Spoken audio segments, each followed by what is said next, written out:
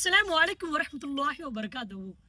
யார் அப்துல் பாசித் வீடியோவை அவமதிக்கக்கூடிய வகையில் அந்த வீடியோ எடுத்தாங்களே, அது எல்லாமே நீங்கள் ஷேர் செஞ்சீங்களோ, கண்டிப்பாக சொல்கிறேன் அது பாவம் தான்.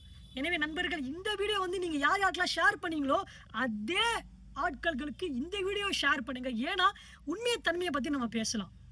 ஐஷோர் அலியோன்னா அவங்க வந்து அவங்கள வந்து அவதூறு பரப்பப்பட்டுச்சு. அவங்க கற்பை அசிங்கப்படுத்தினாங்க. ஆனா அல்லாஹ் சுப்ஹானஹு வ தஆலா வஹி மூலியமாக குர்ஆன் வசனத்தை அறிவிக்கின்றான். ஒருவர் மீது வந்து நீங்க அபாண்டமாக போய் யார் வந்து அவதூறு சொல்லுகிறார்களோ, அது மூலியமாக நீங்க வந்து உங்களுக்கு நல்லது. யார் பாதிக்கப்பட்டாலும் அவங்களுக்கு தான் நல்லது. ஏன்னா யார் அவதூறு சொன்னார்களோ அவர்களுக்கு வந்து இம்மையிலும் மறுமையிலும் தண்டனை இருக்கு என்று அல்லாஹ் சொல்லுகின்றான். அல்லாஹ் சொல்றான், மூமினானவர்கள் உங்கள மாதிரி தான், ஆண்களும் பெண்களும். அவர்களை நீங்க கண்ணியப்படுத்த வேண்டாமா?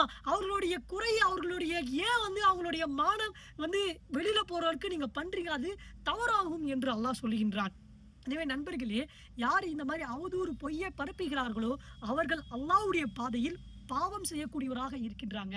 நீங்க அந்த வீடியோவை தெளிவா பாத்தீங்களா? அவரு பணம் வந்து மோசடி செஞ்சாருன்னு எதனா ஒரு ஆதாரம் இருக்கா? அவர் அந்த இடத்துல வந்து எதனா கத்தி பேசவோ இல்லைன்னா வந்து எதனா வந்து வாக்குவாதம் செய்கிறாரா? இல்லை. அவர் பொறுமையாக அல்லாஹ் பார்த்து கொண்டிருக்கான் என்று சொல்றாரு. அதே மாதிரி பார்த்தீங்கன்னா, அந்த பெண் வீட்டு ஆட்கள் வந்து என்ன சொல்றாங்கன்னா, நீ கூத்தியா வச்சிருக்க, 2வது திருமணம் செஞ்சிருக்க. அவரு அதுக்கு என்ன ஆன்சர் பண்றாரு? மார்க்கத்துல இருக்குன்னு தானே சொல்றாரு. தவறு இல்லையே. அதை தவிர்த்து இவங்க வந்து அந்த பெண்ணுக்கு பிடிக்காம போயிருக்கலாம்.